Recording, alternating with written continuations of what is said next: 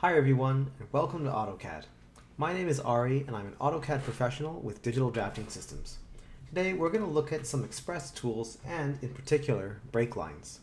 We can find our Express tools by going to the Express Tools tab right here. If you don't have this, then you can go to your control panel, go to Add and Remove Programs, and make sure that you repair AutoCAD. Sometimes when you install AutoCAD, the Express tools are optional.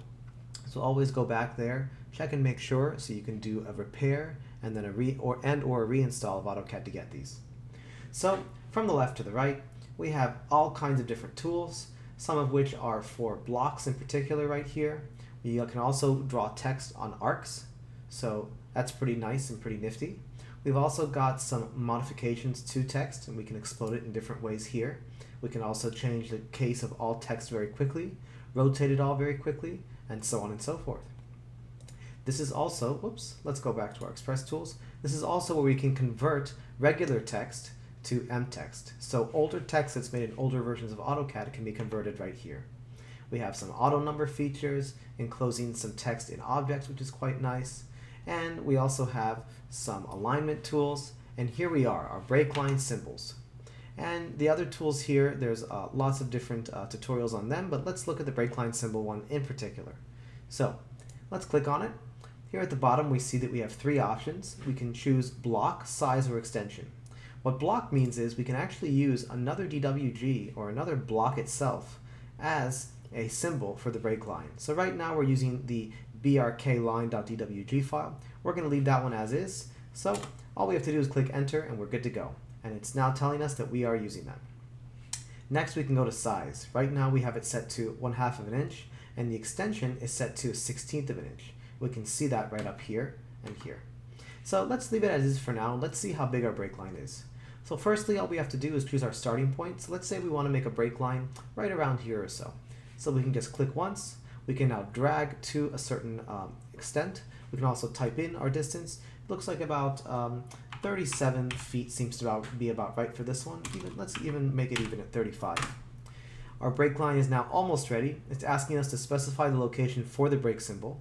So if we press enter, it'll immediately go to the middle point. I like to make sure just by clicking on the middle point here. Now you'll notice something interesting. My nearest snap is turned on. However, in snaps, my nearest was not on before this function. So this will turn on your nearest snap temporarily, and you'll watch right after the function is over, it's going to turn it back off. So let's actually put it right around here or so, sounds about right. And there we go. Let's go back to our snaps. Nearest is off. So I did not turn it on. It's quite interesting how it turns it on for you because you need it when you're making break lines. Now we've placed our break line symbol. It's turned it into a lovely simple polyline, and we can see the extents of the extension and the size of the break line itself. For this instance, for a drawing like this that should fit on a 24 by 36 at 1/8 of an inch equals a foot. Actually, let's check and see our page size just to make sure. Nope, this is actually a 30 by 42.